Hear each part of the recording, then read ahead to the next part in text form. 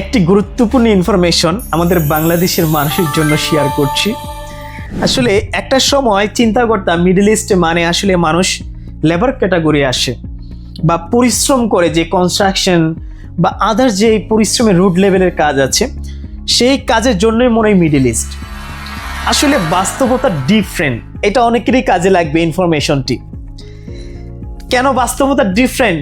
গত 2-1 বছর আগেও এইটা আমার মাথাও চিন্তায় ছিল যে মিডল ইস্টে পড়াশোনা করে কেন যাব আমি, রাইট? সো ভালো জব পাবো না এখানে, আমি এখানে গিয়ে আমাকে লেবারের কাজ করতে হবে, পড়াশোনা করেছি। এই চিন্তাধারাটা ছিল আর কি গত 1-2 বছর আগেও। এখনও অসংখ্য শিক্ষিত মানুষের মধ্যে বা অনেক হাই সোসাইটির মধ্যেও এই চিন্তাভাবনাটা আছে, বাট বাস্তবতাটা ডিফারেন্ট। এটা অনেকেই বা এটা এই ইনফরমেশনটি অনেকেই জানতে চাচ্ছে যে ভাইয়া আমি পড়াশোনা করেছি, আমি কি দুবাইতে সংযুক্ত আরব আমিরাতে এসে আমি ভালো জব করতে পারবো কিনা? ভাই, সংযুক্ত আরব আমিরাত বা দুবাই আপনাকে ভালো জব দেওয়ার জন্য বসে আছে, কারণ স্কিল ক্যাটাগরির জব কিন্তু ওপেন আছে, হাই প্রফেশন ক্যাটাগরির জব কিন্তু এখনো বাংলাদেশিদের জন্য ওপেন আছে। এটা কেন রেখেছে? কারণ বাংলাদেশের মেধাবী শিক্ষার্থীগুলা বা বাংলাদেশের শিক্ষিত স্কিল ক্যাটাগরি পিপলগুলোর জন্য এখানে এসে ভালো জব করতে পারে। হাজার হাজার বাংলাদেশি শিক্ষিত ছেলে মেয়েগুলো আমি দেখতে পাচ্ছি 5 স্টার HR-এ আছে, অ্যাকাউন্টেন্টে আছে, মার্কেটিং ম্যানেজমেন্টে আছে, অ্যাডমিনিস্ট্রেটিভে আছে। বর্তমানে এটা ডে বাই ডে বাড়ছে। গত 1 বছর আগেও যেটা ছিল না, এখন ডে বাই ডে এটা ইনক্রিজ হচ্ছে, যেটা ইন্ডিয়ানরা হোল্ড করে আছে। সো আসলে মিডল ইস্ট মানে যে লেবার ক্যাটাগরি মানুষ এসে কাজ করবে শুধু, এটা পরিবর্তন হয়ে গেছে। এখন শিক্ষিত ডাক্তার থেকে ইঞ্জিনিয়ার থেকে সবাই আসছে এখানে, হাই বোল্ডের স্যালারি হোল্ড করছে, হাই ক্যাটাগরির স্যালারি তারা নিচ্ছে, কারণ এখানে অনেক ডিমান্ড।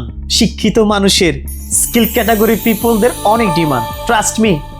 সো আপনি যে চিন্তা ভাবনা করছেন বাংলাদেশে বসে যে এখানে পড়াশোনা করে গেলে কি হবে, আমি কি ভালো জব পাবো কিনা, ভাইয়া বাংলাদেশে তুমি শিক্ষিত হয়ে বাংলাদেশের সর্বোচ্চ তুমি 20,000 টাকা জব পাচ্ছ, রাইট? 8-10 ঘন্টা কাজ করে মার্কেটিংয়ের কাজ, তাও ভালো পজিশনে জব পাওয়া টাফ।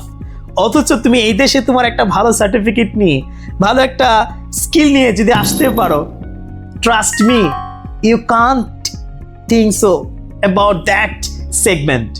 তুমি ওইটা সম্পর্কে কোনো ধারণা নেই যে এখানে এসে আপনি যে একটা ভালো জব পাবেন। এখানে স্টার্টিং স্যালারি হাই প্রফেশন ক্যাটাগরির 6 ডিজিট দিয়ে শুরু হয়।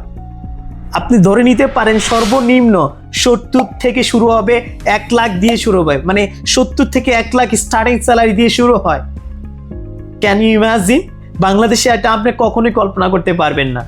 সো সেই জায়গা থেকে আমি যেটা অবজার্ভ করেছি এখানে এসে, যে আমাদের ছেলে মেয়েগুলো যদি একটু ডিফারেন্ট ওয়েতে চিন্তা করে, তারা ইউরোপ আমেরিকা চিন্তা করে বছরের পর বছর সময় নষ্ট করে ফেলতেছে, বাংলাদেশে একটা ভালো জবের জন্য সময় নষ্ট করে ফেলতেছে। অথচ এখানে যদি আসার পর 1-2 বছর স্কিল নিয়ে পরিশ্রম করে তারা যে কত দূর এগিয়ে যেতে পারত, এটা কল্পনার বাইরে। 1-2 বছর 5 বছর পরে আপনি চাইলে এখানে বিজনেস স্টাবলিশ করতে পারছেন, সেই সুযোগটা গভর্নমেন্ট দিয়ে দিছে আপনাদেরকে। সো একটু স্টাডি করেন ডিফারেন্ট ওয়েতে।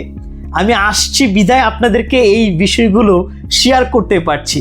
ঠিক একইভাবে আমিও আরেকজন বড় ভাইয়ের থ্রুতে ইনফরমেশনগুলো পেয়েছি পার্সোনালি, রাইট? আমিও চিন্তা করতাম একটা সময় যে মিডল ইস্টে আমি কেন যাবো, পড়াশোনা করতে পারবেন। সো আশা করি বুঝতে পেরেছেন। দেখা হচ্ছে পরবর্তী ভিডিওতে। আর কোন কোন টপিকের উপর ভিডিও চান অবশ্যই কমেন্ট বক্সে জানিয়ে দিবেন। আমরা সবসময় আছি আপনার পাশে, আপনাকে সহযোগিতা করার জন্য। দেখা হচ্ছে পরবর্তী ভিডিওতে। ভালো থাকবেন, সুস্থ থাকবেন। আসসালামু আলাইকুম।